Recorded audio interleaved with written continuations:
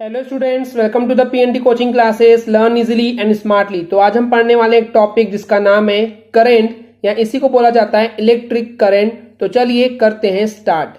तो basically students हम यहाँ पे साइंस की जो ब्रांच पढ़ रहे हैं वो है फिजिक्स। तो इसके लिए एक सिंपल सी लॉजिक मैं आपको सिखाने जा रहा हूँ आज की जब भी कोई भी अगर आपको कोई डेफिनेशन या कॉन्सेप्ट समझना है तो सबसे पहले उसके फॉर्मूले को समझिए। ओके, यानी कि वो जो टॉपिक हम पढ़ने जा रहे हैं उसका कोई फॉर्मूला है क्या। तो अब हमारा जो टॉपिक है वो है करंट। तो करंट का फॉर्मूला होता है चार्ज अपॉन टाइम। अगर ये हमको याद है तो ये पूरा कॉन्सेप्ट आपको इजीली डिफाइन करते बन जाएगा, समझ में आ जाएगा, सब चीजें आपको क्लियर इजीली हो जाएगी। तो जैसे कि हमने आपको पता है करंट का फॉर्मूला होता है चार्ज अपॉन टाइम। तो इसी से इसकी डेफिनेशन कैसे बनेगी, current is the flow of charge per unit time. अभी कैसे हुआ, आप देख रहे हैं कि यहाँ पे जो चार्जेस है, जैसे कि हमने पिछले वीडियो में आपको बताए थे कि जनरली चार्जेस जो है वो फ्लो करते हैं, एक प्लेस से दूसरे प्लेस पे जाते हैं, मोशन करते हैं, तब जाकर के इलेक्ट्रिसिटी करंट जो है वो प्रोड्यूस होती है।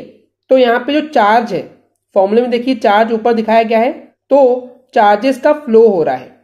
और जो अपॉन में है टाइम, तो इसको हमेशा पर यूनिट, अपॉन का मतलब क्या होता है डेफिनेशन में, पर यूनिट। ये आपको याद हो जाना चाहिए अभी तक कि पर यूनिट इस वर्ड का हम यूज करते हैं अपॉन के लिए। तो ये हो जाएगा simply current is the flow of charge per unit time.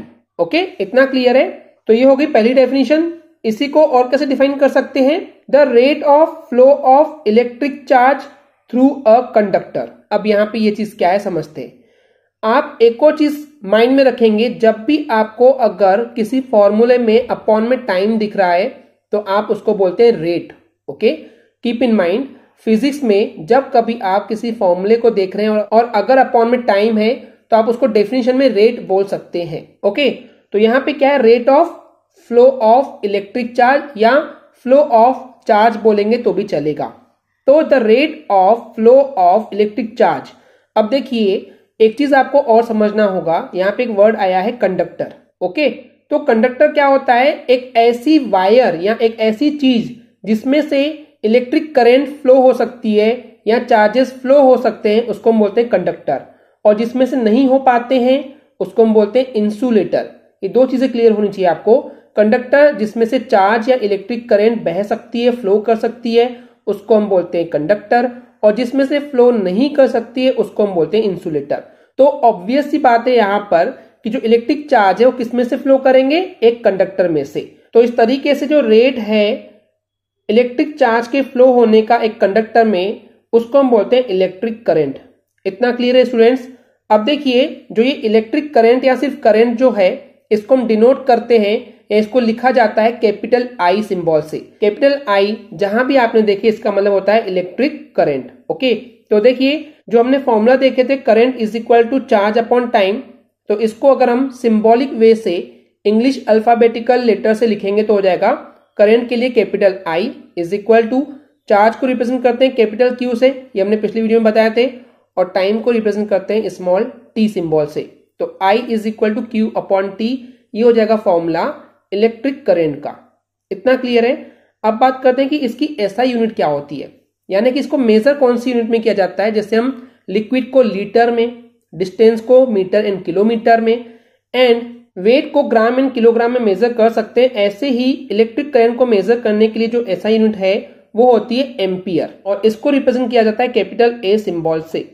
अब देखिए, अब अगर जो हमारे पास फॉर्मूला है I is equal to Q upon T, अगर हम इन सभी के लिए इनकी एसआई यूनिट रख देंगे तो वो हो जाएगा, I की एसआई यूनिट हो गई एम्पियर, चार्ज की एसआई यूनिट हो गई कूलाम जो कि हमने पिछले वीडियो में डिस्कस करके आए, और टाइम की जो एसआई यूनिट होती है वो होती है सेकेंड्स। ओके, तो अब यहाँ पे हमारे पास फॉर्मूला मिल जाएगा 1 ampere is equal to 1 coulomb upon 1 second. अब यहाँ से एक और डेफिनेशन आपको एग्जाम में मिल सकती है कि एम्पियर किसको बोलते हैं या फिर 1 एम्पियर किसको बोलते हैं। 1 एम्पियर क्या होता है कि किसी कंडक्टर में से जिसमें से इलेक्ट्रिक करंट या इलेक्ट्रिक चार्ज फ्लो हो रहे हैं, तो उस कंडक्टर में 1 सेकेंड में अगर 1 कूलम चार्ज फ्लो हो रहे हैं तो उसको हम बोलते हैं 1 एम्पियर।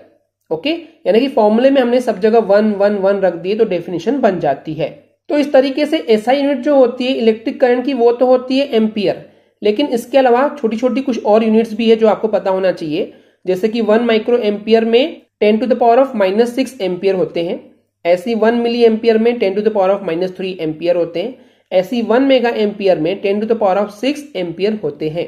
अब बात आती है इस इलेक्ट्रिक करंट को मेजर करने के लिए कोई डिवाइस आता है क्या, यानी कि किसी सर्किट में अगर इलेक्ट्रिक करंट फ्लो हो रही है तो उसको मेजर कैसे करते हैं। तो उसके लिए एक डिवाइस आता है जिसका नाम है एमीटर, और इसको हमेशा सर्किट में जो भी एक डिवाइस फिट किया है, जैसे कि बल्ब लगा हुआ है, तो बल्ब या कोई और जो भी डिवाइस आपने लगाए हो जिसके लिए इलेक्ट्रिक करंट चाहिए, तो उसके साथ सीरीज में ही लगाया जाता है।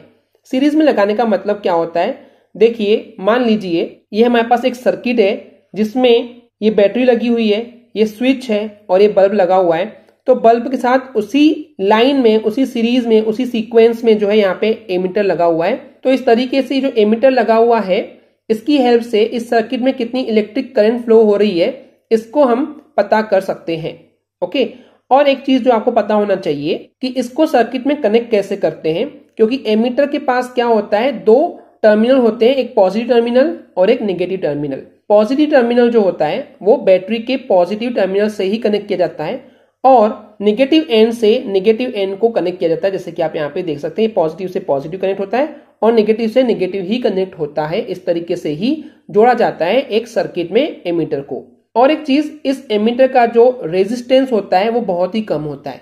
अब बात आती है कि रेजिस्टेंस क्या होता है, कि इलेक्ट्रिक करंट को अपने अंदर से फ्लो होने से रोकना या बहुत ही कम फ्लो हो सके, यानी कि कुल मिलाकर के रेजिस्टेंस का मतलब होता है रोकना। तो इस तरीके से एमीटर का जो रेजिस्टेंस है वो बहुत कम है, यानी कि ये रोकता नहीं है।